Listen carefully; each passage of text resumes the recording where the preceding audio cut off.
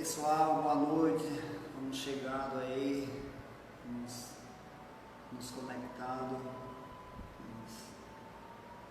Neste instante, a gente dá início ao nosso bate-papo. Vamos esperar a galera aí. Um abraço, Gatão, um abraço, Alamiro.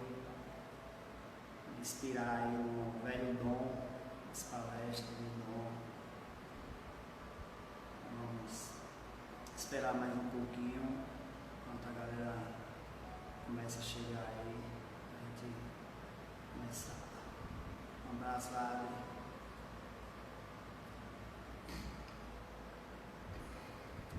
Seu Bétio. Um abraço.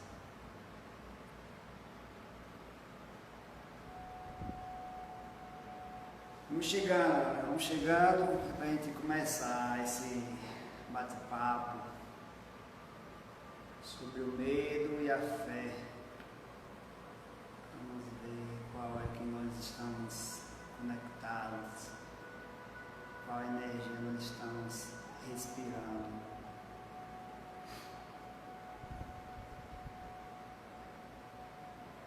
Esperar mais 3 minutinhos. Começar.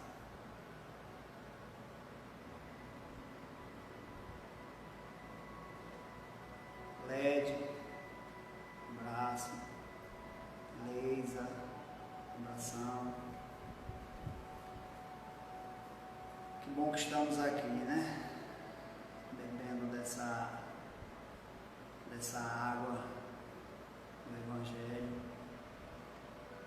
dos ensinamentos, dos Espíritos do Mestre.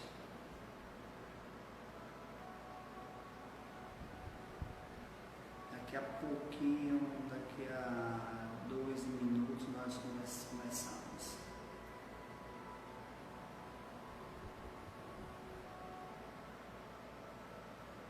Um abração pra galera. Vamos compartilhar aí no grupo de vocês, que é para mais pessoas participarem, né? Às vezes as pessoas estão em casa sem fazer nada. Então, esse tema de hoje é muito interessante, é muito atual e conveniente pra gente. O som tá bom, Gatão? O som tá bom? Tá dando pra ouvir tudo direitinho?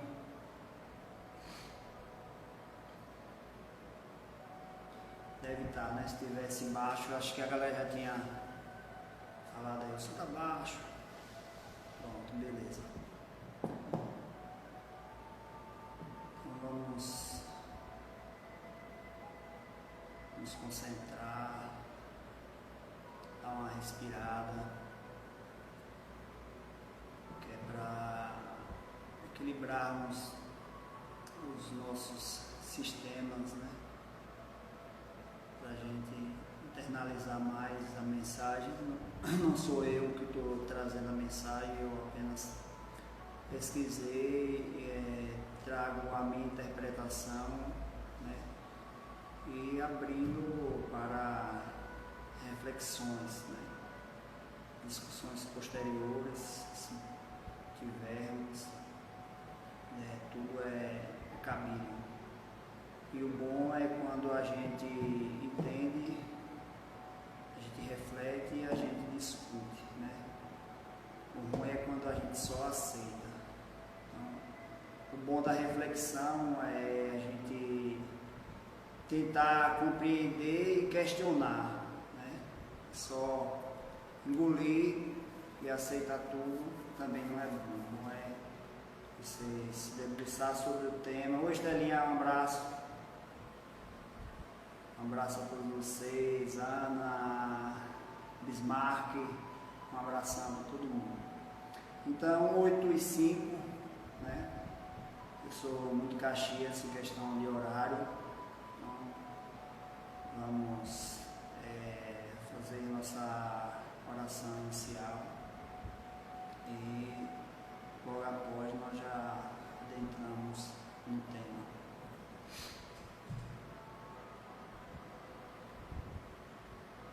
Mestre amado Jesus,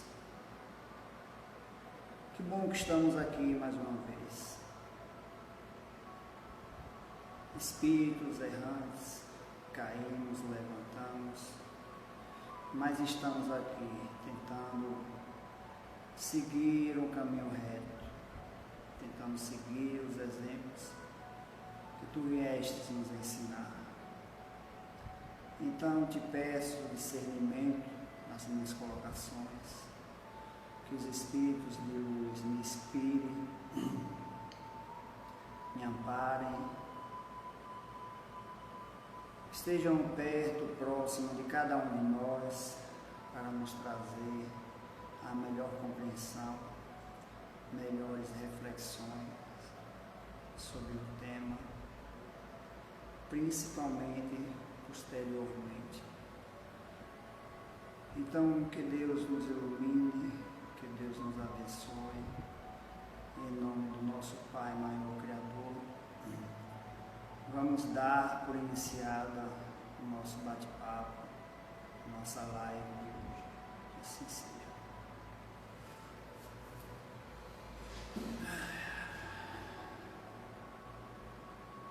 Então, eu quero agradecer, a diretoria do Caminheiros, com o representante maior, que é Ismael, presidente, por mais uma oportunidade de me inspirar a me debruçar sobre umas pesquisas, sobre livros, para a melhor compreensão. Já estamos perdendo tempo, né? Lá no grupo eu deixei um comentário lá a respeito do medo, aí ele, aproveite e já faça uma palestra em cima disso aí.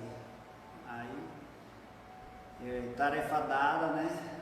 Tarefa a cumprir. Então, vamos lá, vamos começar. Espero que esse tema traga inquietações, traga reflexões, para até depois sentarmos e discutirmos, né, no estudo do GECAP, que acontece todos os sábados, às 16 horas, para comparecer, aproveitar a oportunidade, né, para instruir-vos, nos instruir, que é sempre bom. Então, o tema hoje é o medo e a fé, né? Qual desses dois nós estamos alimentando? Qual desses dois alimentaremos? Então, a nossa reflexão, o nosso bate-papo de hoje é esse. E, para começar, eu trago aqui uma parábola, né, que é chamada Parábola dos Talentos, está em Mateus, capítulo 25, versículo 25. E ele começa assim: e tendo medo, escondi na terra o teu talento. O servo negligente atribui ao medo a causa do insucesso em que se infelicita. Receberá mais reduzidas possibilidades de ganho. Contar apenas com um talento e temer a lutar para valorizá-lo.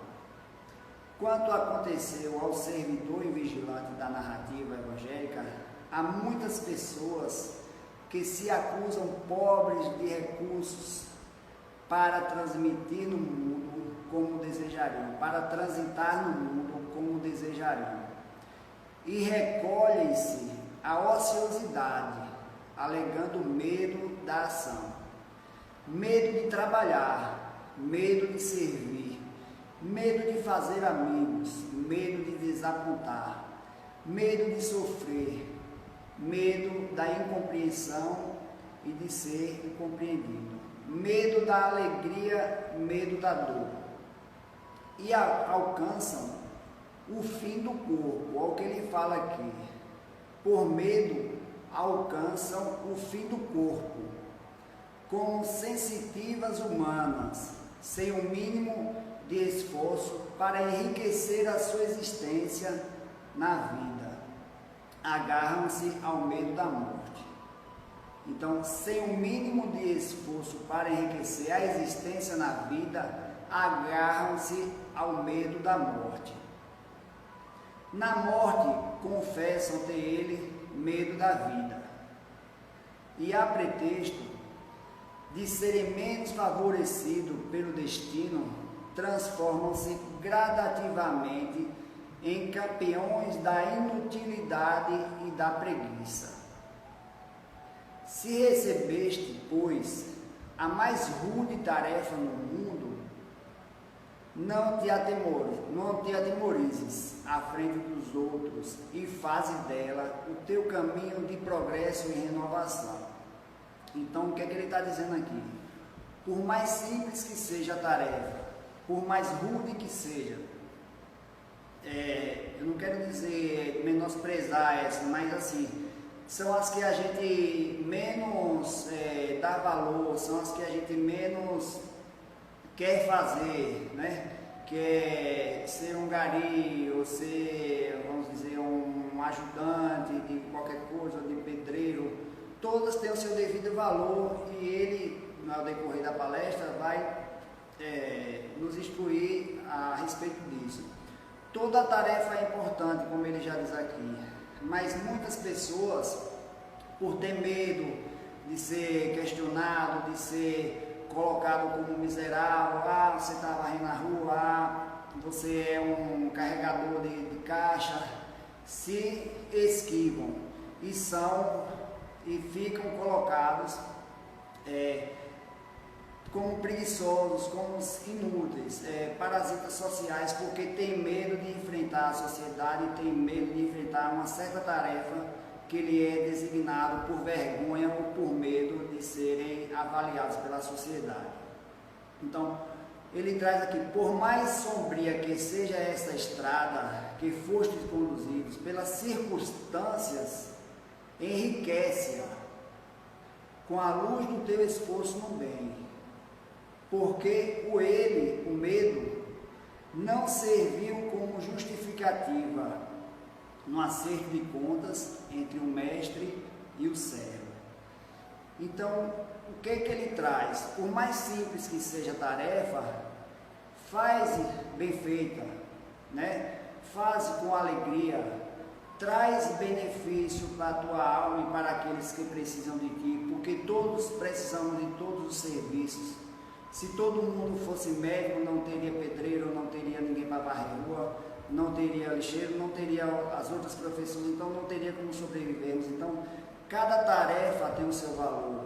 Então, essa parábola ela traz o seguinte: se você desvaloriza o que é trazido para você, o que veio de encontro para você, como o Chico Xavier disse, que só vem até a gente o que tem que ser nosso. O que não é nosso não chega até nós. Então, tudo que chega para a gente é porque nós precisamos passar por aquilo ali. Então, não tenhas medo de desenvolver o que você vem para desenvolver. Então, a parábola dos talentos, eu interpretei dessa forma. E aí, vem a mensagem de um espírito chamado Hamed, que ele traz também a sua interpretação a respeito do medo, que foi a mensagem psicografada por um grupo mediúnico, que eu não lembro mais de que cidade foi, mas está lá em um site espírita, né? Que eu, nas minhas pesquisas, eu achei mais condizente para o momento. E ele diz o seguinte: o medo pode ser definido como um estado psíquico de inquietação constante, agitação ou impaciência diante de um perigo real ou imaginário. Então, o que é que ele diz? O medo pode ser um estado psíquico de inquietação por um estado real ou imaginário.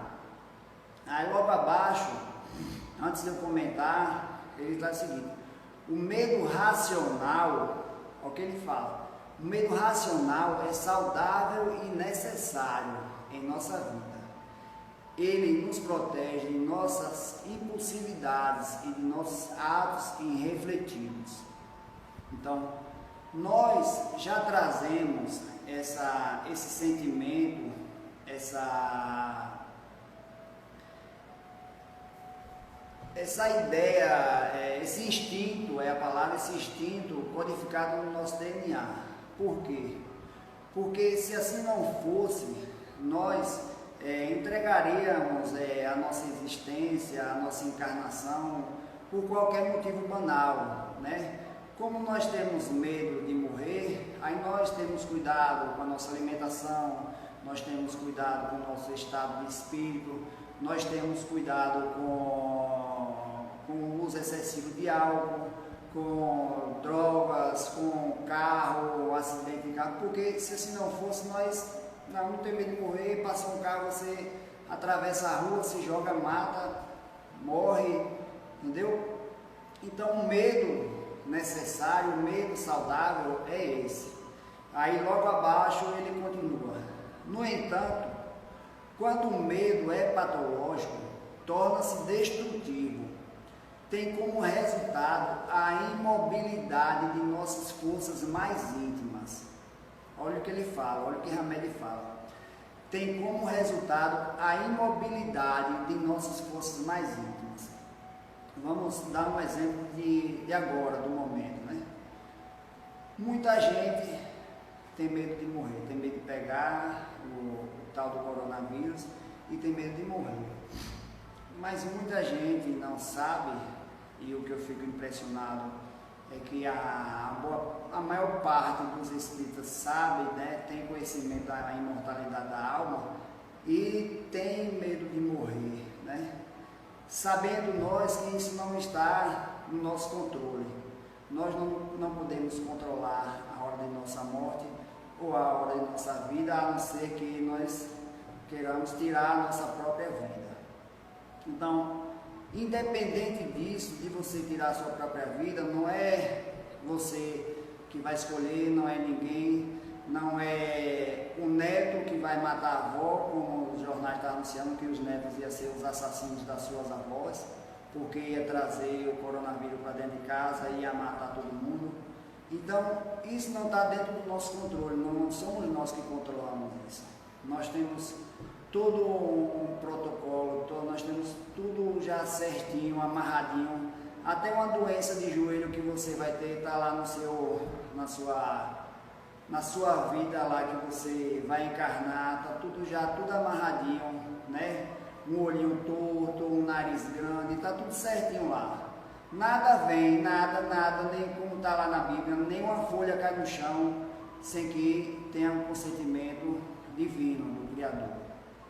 Então, o medo excessivo é isso, o medo excessivo nos traz imobilidade e destrói todas as nossas forças mais íntimas, as nossas forças divinas, a força de lutar, a força de trabalhar, a força de estar ao lado de uma pessoa que você ama por conta de um medo de morrer, que nós não controlamos, não vamos controlar, nem agora e nem nunca. Então, ele continua. O temor pode ser um ácido que venha consumir desnecessariamente as nossas energias vitais. E aí, nesse momento atual, nós vemos isso claramente, né?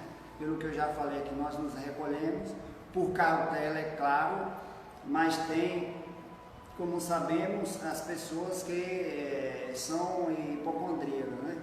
Que tem medo de tudo e doenças aparecem, mais doenças aparecem e aqui o medo toma conta. E nessa questão do medo e do que Hamed falou anteriormente, que acidifica as nossas energias vitais, ele está falando em relação ao nosso entendimento fisiológico, que o nosso corpo ele só entende dois momentos, ele entende o momento de luta e fuga e o momento de êxtase, que é o momento de relaxamento. Então, quando você tem medo, quando você tem raiva, quando você tem ódio, quando você está estressado, o seu organismo ele entende que ele precisa lutar ou fugir. Então, o que é que ele vai fazer? Ele vai liberar os hormônios, né? A hipófise vai sinalizar para as glândulas secretoras, o pâncreas, o fígado, o rim, para a liberação de outros hormônios. Então ele vai liberar o que? Adrenalina, cortisol, noradrenalina. E esses hormônios vão sinalizar as glândulas, né? As suprarrenais, o fígado, o pâncreas, que vão liberar a insulina, que vão liberar a glicose. E nesse meio que você está em luta, em fuga, as suas artérias, elas se comprimem, né? Chama o estado de vasoconstrição. Para quê? Para que se você tem um acidente, um corte numa artéria, você não sangre até a morte. Então ele tem um tempo em que você fica com a artéria contraída, os músculos contraídos, para que você não sangre até a morte. Tudo isso para quê? Para preservar a nossa vida. Mas isso é bom quando você tem ele num pequeno tempo, que dê tempo você se safar. No caso, quando nós éramos homens da caverna, nós precisávamos fugir de animais, subir em árvore. Tudo isso aí demandava muita energia e muito esforço, muita aguçar a audição, aguçar a visão. Então, esse estado de luta e fuga servia para isso e serve para todos nós até hoje, para nos livrar de um acidente, nos livrar de um carro, de uma moto, qualquer coisa. É o sistema de luta e fuga.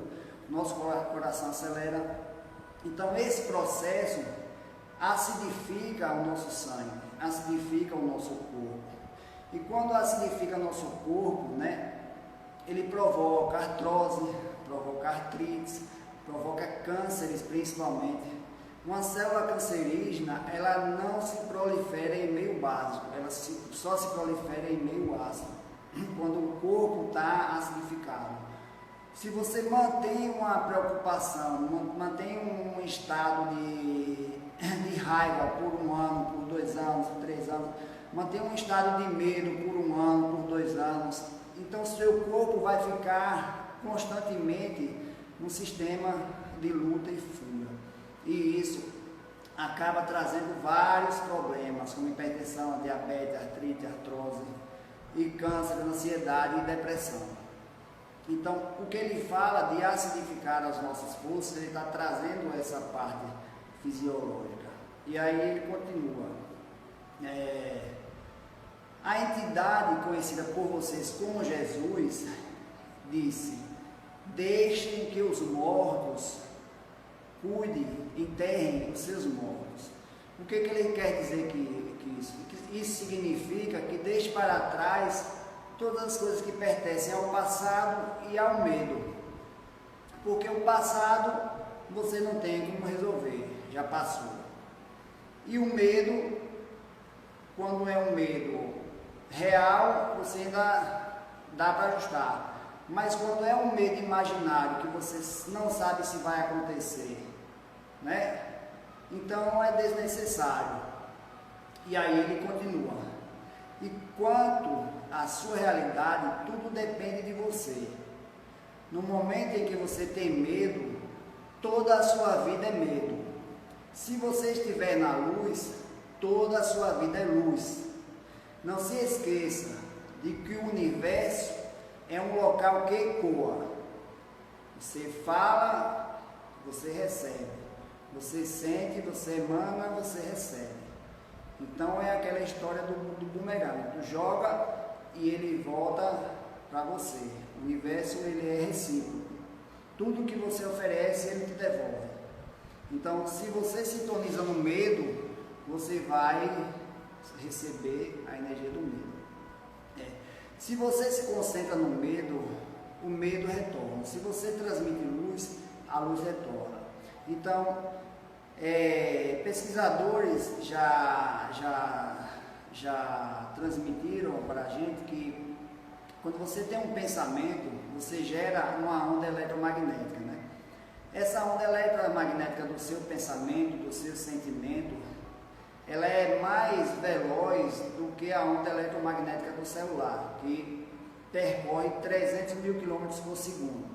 E segundo estudiosos, essa onda do pensamento, essa onda eletromagnética, ela percorre, parece que são 5 vezes mais rápido, ou 6 vezes, não sei bem o valor, mas eu sei que é bem mais do que a onda eletromagnética do celular.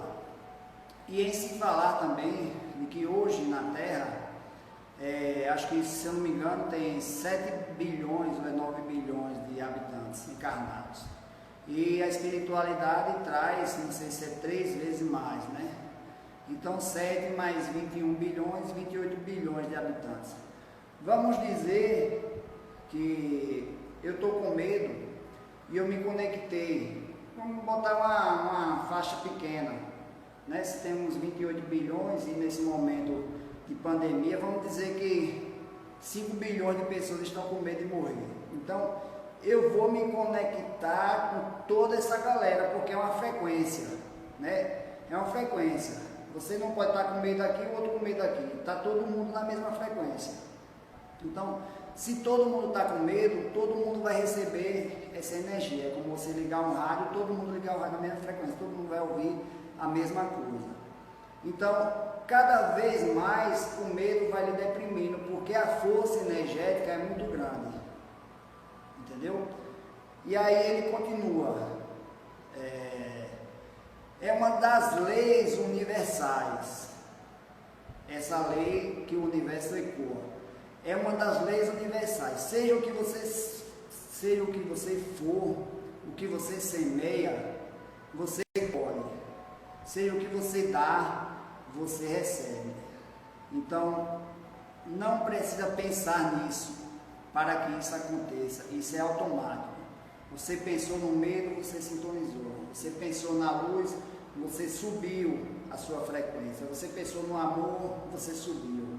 Então, nós temos que ficar atento e vigilante a essa questão de onde nós estamos sintonizando.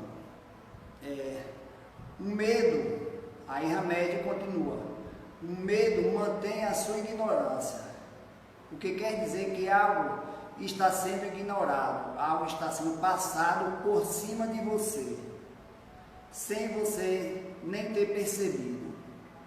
O seu tesouro interior é a luz do Criador, sempre esteve aí, a luz do Criador sempre esteve aí. Então o que é que ele diz? O seu tesouro interior não é o medo, não é a aflição, não é a depressão, não é a raiva.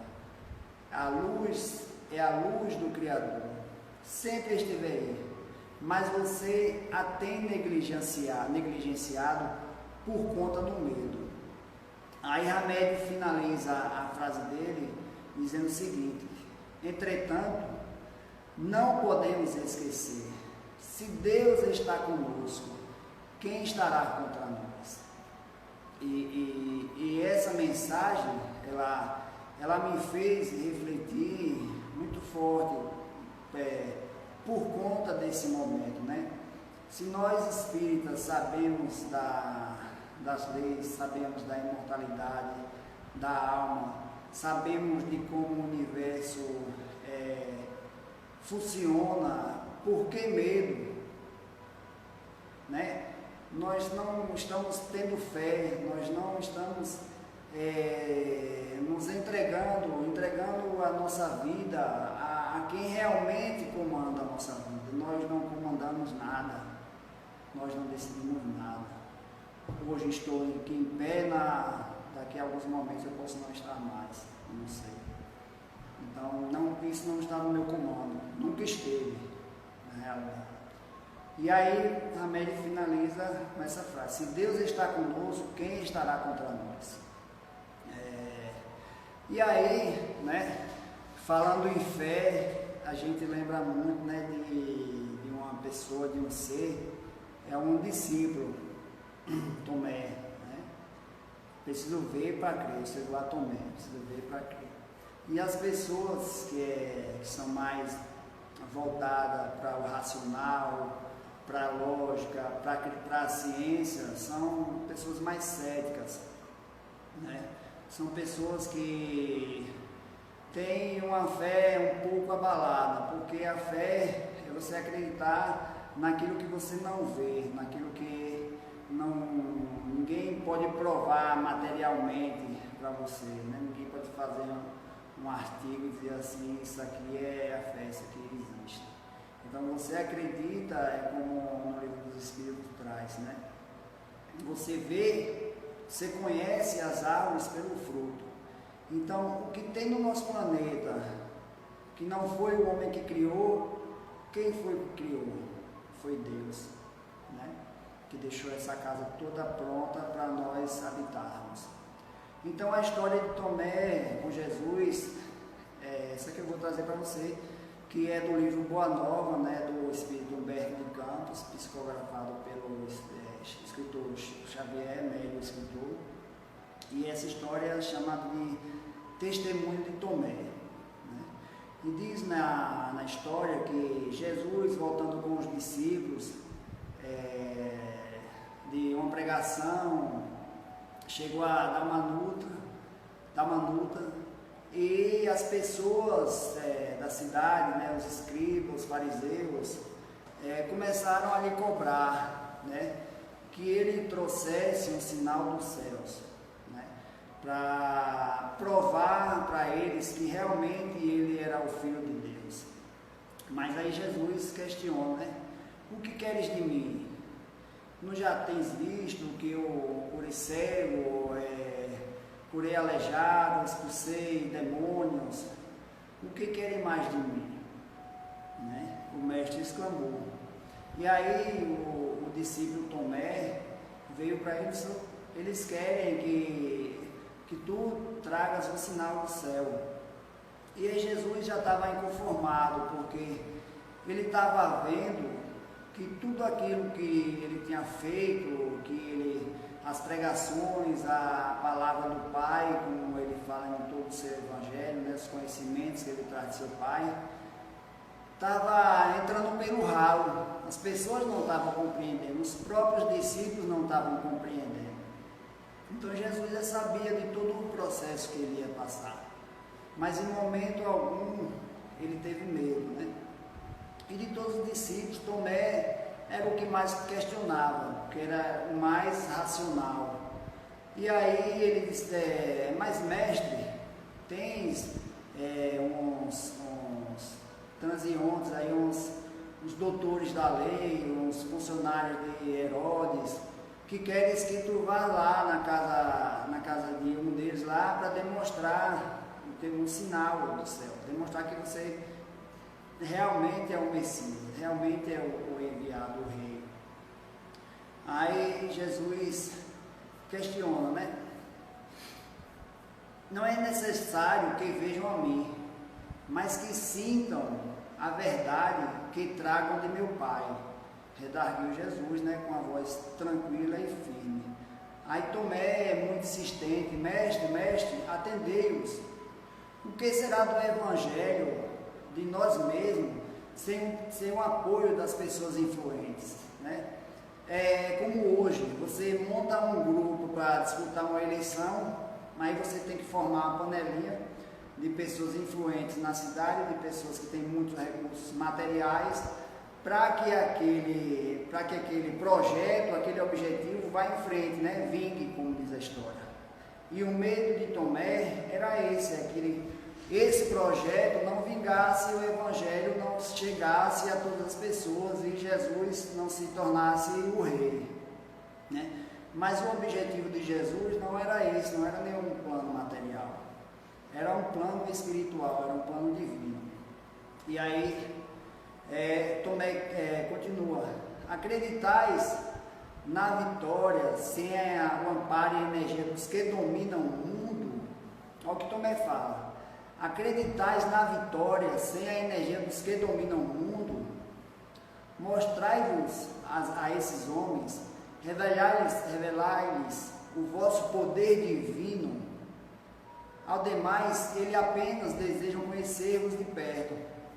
Então, o que é conhecer? O que os escribas, os judeus, os fariseus queriam? Eles queriam que Jesus fosse lá e chegasse lá num túnel de água lá e transformasse em vinho, pegasse um punhado de terra, transformasse em ouro, então derrubasse árvores, movesse montanha. E a mensagem que Jesus veio trazer não foi essa, a boa nova não foi essa, e que ele vai nos dizer logo mais aqui na frente. Então, Jesus respondeu a Tomé, Deus não exige que os homens o conheçam, senão no seu santuário perfeito conhecimento de si mesmo. Olha o que ele fala: Deus não exige que os homens o conheçam, senão no seu santuário do perfeito conhecimento de si mesmos. Eu venho de meu Pai e tenho de ensinar as suas verdades divinas. Nunca reclamei dos meus discípulos suas homenagens pessoais. Apenas tenho recomendado que amem uns aos outros. Então, Jesus não chegou para Pedro: Pedro, você quer ir comigo? Venha. Agora, o que é que você sabe fazer? Demonstre aí o que é que você sabe, o que é que você tem de bom. Você, Tomé, o que é que você sabe fazer? Levi. Então, ele nunca questionou, ele nunca perguntou o que é que cada um tinha de bom para ir com ele, para espalhar a boa nova. Então, o que Jesus queria era apenas um sentimento de dedicação, né? De compreensão. Mas ele viu que o que ele estava trazendo, a mensagem que ele estava trazendo, não estava sendo compreendida. Então, Jesus continua: Tomé, você julgas então que o evangelho do reino seja uma causa dos homens perecíveis? Se assim fosse, as verdades seriam tão mesquinhas como as edificações precárias do mundo. Olha o que Jesus diz aqui. Que se for por isso, que as verdades do evangelho seriam tão mesquinhas como as edificações precárias do mundo, destinadas à renovação pela morte. Então, é a lei da ação e destruição, né? Para que um novo nasça, o velho tem que morrer. E o que Jesus vinha trazer era uma edificação espiritual, porque eles sabem que o espírito não morre. O que você ganha de conhecimento e de aperfeiçoamento moral, você vai levar para a eternidade. Mas os discípulos, nem o povo, estavam entendendo essa mensagem, né? Os patrícios romanos e os doutores de Jerusalém não terão de entregar a alma a Deus algum dia? Quem será desse no mundo o mais forte e poderoso? Deus, o Pai da sabedoria infinita, na eternidade de sua glória, ou um César romano, que poderá rolar no trono enfeitiçado de púrpura para o pó da sepultura, para o pó tenebroso da sepultura? Olha as respostas contundentes de Jesus. E os discípulos ainda demorando de compreender a mensagem. Aí Tomé responde: mas mestre, compreendo as vossas observações divinas. No entanto, esses forasteiros desejam apenas um sinal nos céus. Aí Jesus responde: mas se esses são incapazes de perceber a presença do nosso Pai, como poderão conhecer-lhes um simples sinal? Perguntou Jesus. Aí ele continua: os pais humanos sabem que, sem o seu esforço ou a sua generosidade ou cooperação de alguém que o substitua à frente da família, não seria possível o desenvolvimento dos seus filhos, no que se refere à assistência material. Contudo, os homens encontram a casa edificada da natureza. Os homens encontram a casa pronta, a terra estava pronta para todo mundo habitar. E mesmo assim, chegando, encontrando rios, encontrando árvores, encontrando frutas, encontrando tudo o que encontramos, ainda duvidamos da existência de um Criador. Aí Tomé pergunta, a última perguntinha, né? Para não sair ileso: mestre, qual será então a nossa senha? Como provar as criaturas do nosso esforço de estar com Deus? Como nós vamos provar que vale a pena estar com Deus? o que vamos fazer?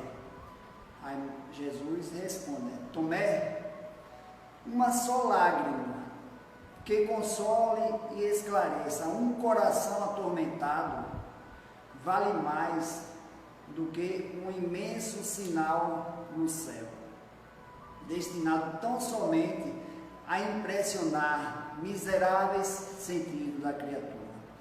Então, por mais que você fizesse algum sinal, todas aquelas criaturas que desdenhavam de Jesus, que não acreditavam, que chamavam de louco, de lunático, de feiticeiro, não ia adiantar de nada. Então,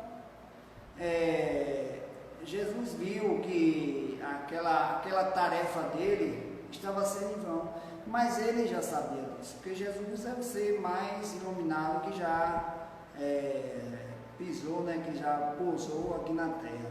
Então ele já sabia tudo o que ia acontecer. Então ele viu que se ele não partisse para o segundo plano, que é o plano da crucificação, mesmo do Calvário, o Evangelho ia acabar sendo disseminado, extinguido, como uma boa parte ainda foi. Então, se não tivesse essa passagem da morte de Jesus, né, da entrega de Jesus para ficar a palavra, para ficar o que ele veio trazer, ia ser mais um lunático que passou pela terra, mais um feiticeiro, mais um adivinhador. Nós hoje não estaremos falando do Evangelho do Cristo. E aí aconteceu todo aquele processo, né, que Judas entregou Jesus, e aí vai Tomé acompanhando o cortejo de Jesus para o Calvário. E aí, todo mundo com medo, todos os discípulos partiram, sumiram todo mundo. Pedro negou Jesus, Judas vendeu, e aí sumiu todo mundo, não ficou ninguém, todo mundo com medo. E aí, mas todo mundo com o coração apertado, porque todo mundo amava Jesus, mas Jesus já sabia do potencial de cada um. Jesus sabia que o Evangelho não era para aquele momento. Aquelas pessoas ali seriam divulgadores do Evangelho pós-amor. Tudo já sabia, nada na terra é escondido de Jesus, nunca foi escondido. Judas não, Tomé acompanhou o cortejo escondido, né? Disfarçado, acompanhou Jesus chorando, lamentando porque não tinha lutado. E aí, na hora que levantaram a cruz, aí ele encostou mais ainda perto de Jesus, e aí Jesus fitou os olhos de Tomé, né? E falou para Tomé com uma voz já quase inexistente. Aí trouxe para Tomé a penúltima mensagem dele, né? Tomé, o Evangelho do Reino, o sinal do céu, tem de ser um completo sacrifício de nós mesmos. Olha o que é que Jesus fala: um completo sacrifício de nós mesmos, porque se nós não tivermos fé, se nós não acreditarmos no Evangelho, não adianta nós nos debruçarmos nos livros, ler, e essa fé não desabrochar, você não acreditar. Eu já vi vários evangélicos assim, protestantes falando: eu entrego minha vida a Jesus. E falando isso, eu entrego minha vida a Jesus, porque Ele é quem me domina. E eu entendo que nós, como os espíritas, como os conhecedores da imortalidade da alma, também temos que ter esse sentimento. Também temos que ter essa fé, entendeu? E aí, depois de 3 dias que Jesus foi crucificado, que deixou essa mensagem para Tomé, aí Jesus apareceu, né, para Maria, para Pedro, João, e Tomé ficou sabendo. E não tinha aparecido para Tomé ainda. E aí Tomé já não tinha muita fé, sua fé já muito escassa, ficou mais desconfiado ainda. Mas se reunia às escondidas com os discípulos nas suas orações. E um dia, como ele estava com um pensamento muito forte no mestre, o mestre apareceu para o grupo e viu o coração, sentiu, né, o coração de Tomé, sentiu o seu pensamento, Tomé, coração acelerado, porque Jesus apareceu ali materializado, e Jesus aproximou-se do discípulo, né, com aquela fé vacilante, e convidou a Tomé a tocar-lhe as suas chagas, né? Depois de pronunciar todas as palavras, Jesus encosta em Tomé e diz o seguinte: Tomé, põe a tua mão nas minhas chagas e não te esqueças de que este é o sinal. Então é o sinal, o que as chagas querem dizer? É o sinal do sacrifício, da doação, da fé inabalada de Jesus no seu Pai, no seu Criador. Então, toca nas minhas chagas e vê que esse é o sinal do sacrifício, esse é o sinal da doação, da entrega, porque ele confiava, ele sabia que tudo ia dar certo, ele sabia que aquele ali era o melhor jeito de ele eternizar o Evangelho, os ensinamentos do Pai. Então, naquele momento, Tomé triunfa o seu sentimento na sua razão, né? O seu sentimento aprisiona a fé. E aí, para finalizar o nosso bate-papo, eu trago mais uma mensagem de Joana de Ângeles.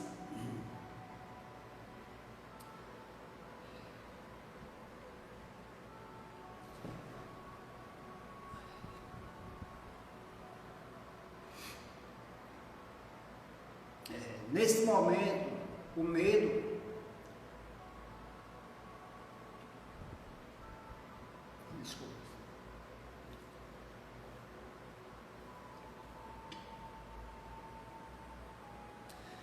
neste momento o medo assume avantajadas proporções, perturbando a liberdade pessoal e comunitária do indivíduo.